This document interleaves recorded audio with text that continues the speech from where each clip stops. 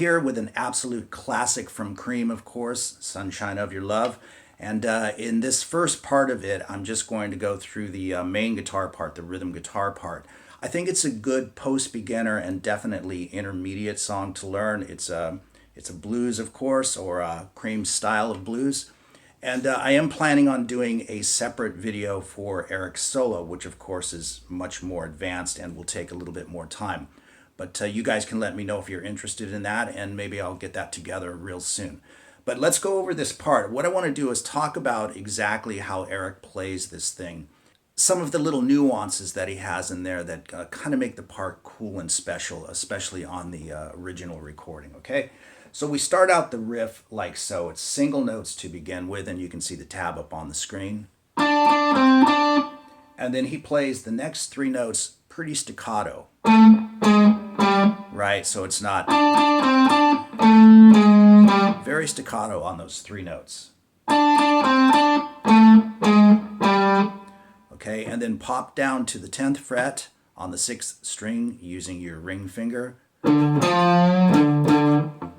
So you can see he's got a little bit of a bend, about a quarter bend on that 8th fret on the A string, just to give it a little bluesy feel. And he does come back and hit that note twice.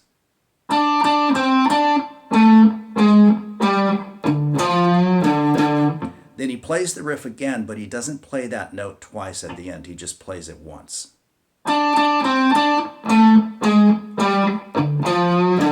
So what we have with the two together is obviously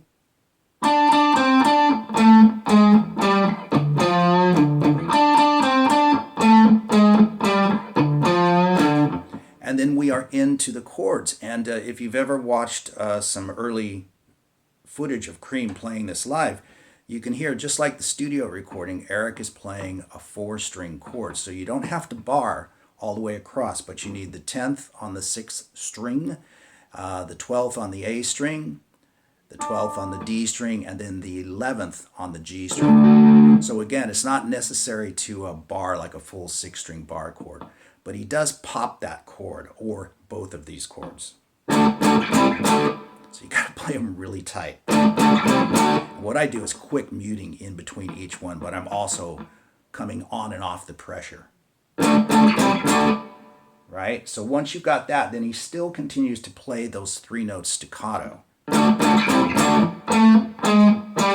And then you'll hear that he actually kind of grabs the A string and the D string at the same time. It's kind of subtle, and sometimes he does and sometimes he doesn't. Sometimes it's just.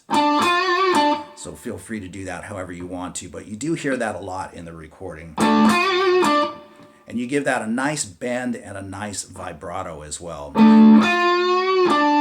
So we have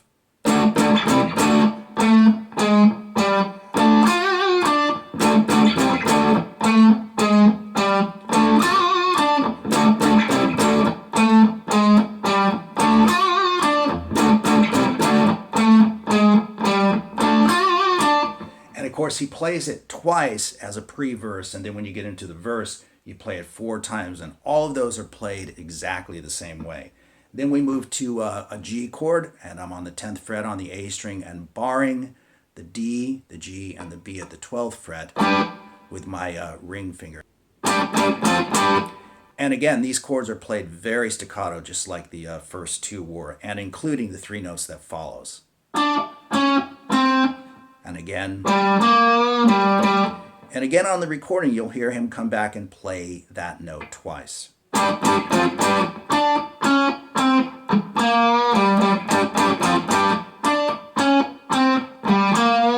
And just once the second time around. And then we head back, of course, to the D and the C chord, and we play the riff like so, but he's got this cool little thing in there where he plays.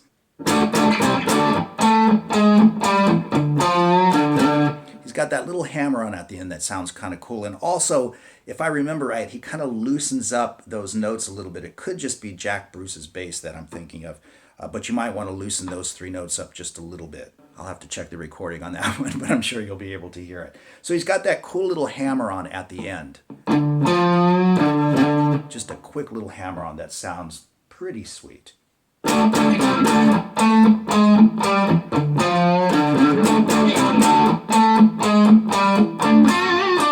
And then you can see he went back to playing this part an octave higher.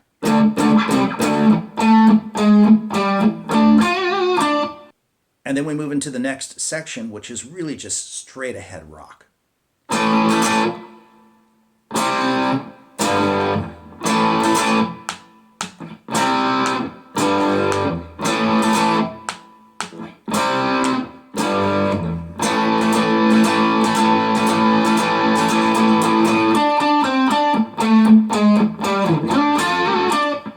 So it's an A chord, first and foremost, a C chord, and a G. And that G is played just like the D and the C were up here. We're just using the 6th, 5th, 4th, and 3rd strings.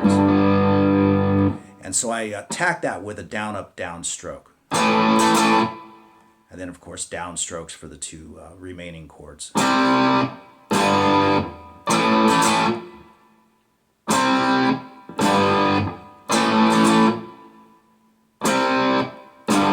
You do that 3 times and come back to the A chord and that same stroking, but in repetitive motion.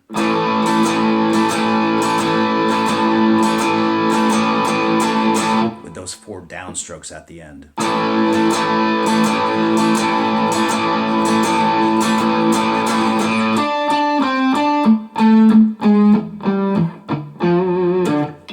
And there it is. After the solo, you'll hear some little variations and stuff in the way Eric plays it, but they're all variations that we've already done. In fact, it might be really, really similar to what he's already done. But, you know, sometimes he'll drop that lick down an octave, the last 3 notes of it. And other times... But you can hear that pretty clearly in the recording, and I would encourage you to mix it up yourself anyway, okay? So there you go with Sunshine of Your Love from Cream, and like I said, if I get enough people requesting it, I'll do the solo as well, which I think is really cool. I think Eric's solo in this recording is really, really good. So maybe I'll just do it anyway, okay? So anyway, enjoy, and I'll see you guys soon.